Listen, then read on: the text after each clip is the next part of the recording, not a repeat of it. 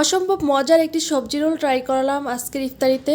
যাদের ইফতারিতে একটু ভিন্ন টাইপের খাবার পছন্দ তারা এই রেসিপিটা ট্রাই করতে পারেন। তো অসম্ভব মজার একটি রেসিপি, তাই আপনাদের সাথে শেয়ার করতেছি। আমি এখানে 3 কাপ পরিমাণ আটা নিয়ে নিচ্ছি। তারপর দিয়ে দিব স্বাদ মতো লবণ আর দিয়ে দিব একটা ডিম। ডিমটা দিয়ে সবগুলো উপকরণ ভালোভাবে মিক্স করে নিব। আর রোলটা তৈরি করার জন্য আমি প্রথমে রুটিটা তৈরি করতেছি। তো রুটিটা তৈরি করার জন্য প্রথমে আমাকে একটা ডো তৈরি করতে হবে। তো এখন আমি ডোটা তৈরি করতেছি, একটু একটু পানি দিচ্ছি, তারপর গুলে নিচ্ছি। তো একেবারে পানিটা দেওয়া যাবে না, তাহলে কম বেশি হতে পারে। তো আমি দেখে দেখে আমার যতটুকু লাগবে ডোটা তৈরি করতে অতটুকু পানি দিয়ে আমি একটা পাতলা ডো তৈরি করে নিব। রুটির জন্য তৈরি হয়ে গেছে ডোটা। এখন আমি চলে যাব চুলায় পোরটা তৈরি করার জন্য। পোরটা তৈরি করার জন্য চুলায় একটা ফ্রাই প্যান বসিয়ে দিলাম আর দিয়ে দিলাম পর্যাপ্ত তেল আর দিয়ে দিচ্ছিলাম আদা রসুন কুচি। এখন আদা রসুন কুচি একটু ফ্রাই করে নিব। তারপর দিয়ে দিব পেঁয়াজ কুচি। আমি পেঁয়াজটা বেশি করে দিচ্ছি সবজির পরিমাণ। পেঁয়াজটা দিয়ে বেশিক্ষণ ভাজবো না, কিছুক্ষণ নেড়ে চেড়ে দিয়ে দিব গাজরগুলা। তো যেগুলো একটু সিদ্ধ হতে সময় লাগবে সেগুলা প্রথমে দিব।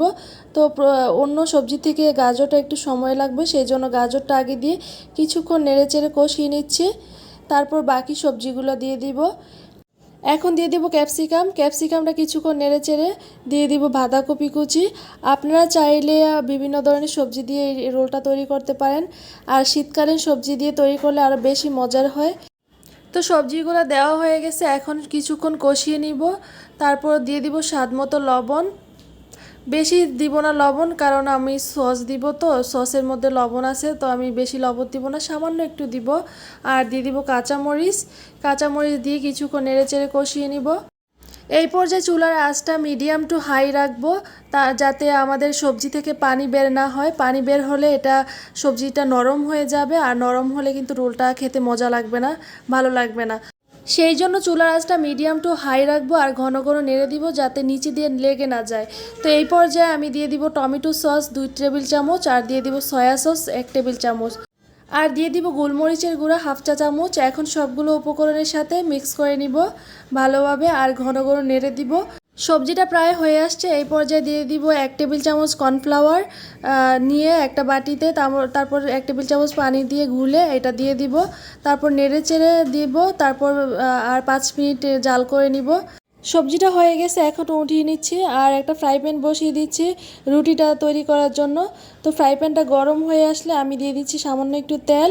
তো তেলটা দিয়ে একটা টুকরা কাপড় দিয়ে আমি মুছে নিচ্ছি। এখন রুটি তৈরির জন্য আমি একটা গোল চামচ দিয়ে 1 চামচ দিয়ে দিচ্ছি রুটির ডো, দিয়ে আমি ছড়িয়ে দিচ্ছি। রুটিটা বেশি নাড়াচাড়া করতে হবে না, এটা এমনিতেই হয়ে আলগা হয়ে যাবে, তখন উঠিয়ে নেওয়া যাবে। তো আমি এক পার্ট হয়েছে, আমি উঠিয়ে নিচ্ছি। তারপর আবার ওই টুকরা কাপড়টা দিয়ে আমি মুছে নিচ্ছি। তেল দিতে হবে না, জাস্ট একটু মুছে দিলেই চলবে। এখন আমি আরও 1 চামচ দিয়ে আমি ছড়িয়ে দিচ্ছি। তারপর হয়ে আসলে সাইডটা আলগা হয়ে একদম উঠে যায়। তো আপনারা ট্রাই করবেন ফ্রাই প্যানে এই রুটিটা তৈরি করার জন্য, না হয় লেগে যাবে নিচে। তা এখন আমি রোলগুলো তৈরি করব। রোলটা তৈরি করার জন্য রুটির মধ্যে আমি পছন্দ মতো সবজি দিয়ে দিছি আর চারপাশে আমি একটা ডো তৈরি করে নিছি। শুধু আটা পানি দিয়ে গুলে নিছি, যাতে একটার সাথে একটা লেগে যায়, পার্ট সহজে লেগে যায়। তো আমি এইভাবে লাগিয়ে এখন আবার উপর দিয়ে দিয়ে দিব আটার ডো। তো এইভাবে দিলে তাড়াতাড়ি ভালোভাবে লেগে যাবে। এই যে এখন আমি সুন্দর করে গোল করে নিচ্ছি। তো হয়ে গেছে রোল। আমি আবারও দেখিয়ে দিচ্ছি কিভাবে তৈরি করতেছি। আমি আরও একটা রুটির মধ্যে পছন্দ মতো সবজি নিয়ে নিচ্ছি। তারপর চারপাশে আমি আটার ডোটা লাগিয়ে দিচ্ছি। রোলটা তৈরি করার জন্য রুটির এক পাশে আমি সবজিটা দিছি, তারপর এই পাশে দিয়ে আমি একটু ঢেকে দিব। তারপর আবার একটু ডো তৈরি করে দিব।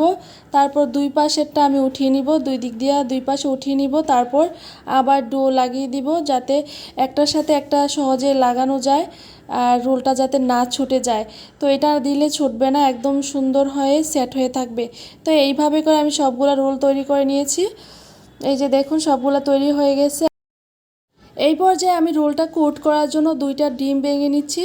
তারপর দিয়ে দিব সামান্য একটু লবণ আর সামান্য একটু গোলমরিচের গুঁড়া। এখন উপকরণগুলো ভালোভাবে মিক্স করে নিব।